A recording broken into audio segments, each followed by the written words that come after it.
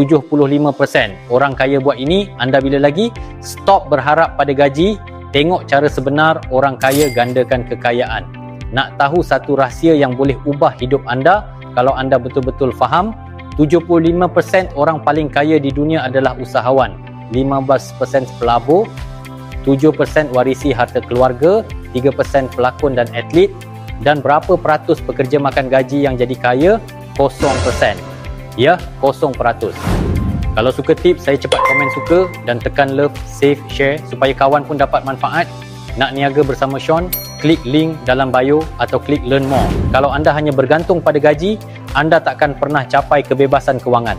Sebab orang kaya ada cara lain untuk jana duit tanpa perlu bekerja untuk orang lain. Contoh, Elon Musk.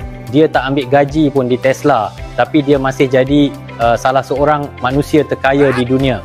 Bagaimana? Dia dapat bayaran dalam bentuk saham, bukan tunai. Saham Tesla naik gila-gila dan bukannya dia jual saham itu untuk dapat duit tunai. Sebaliknya dia pergi ke bank dan cakap, saya ada saham Tesla bernilai berbilion, boleh saya pinjam duit guna saham ni sebagai cagaran? Bank pun kata, boleh, ini jutaan ringgit untuk anda. Jadi Elon tak perlu bayar cukai, hanya bayar faedah bank yang jauh lebih murah. Itulah cara orang kaya hidup. Mereka tak kejar gaji, mereka bina aset, guna aset itu untuk gandakan kekayaan mereka. Sekarang anda ada dua pilihan. Satu, terus hidup macam biasa dan berharap satu hari nanti gaji anda cukup untuk hidup mewah. Dua, mula belajar, bina pendapatan sendiri dan bebas kewangan. Pilihan di tangan anda.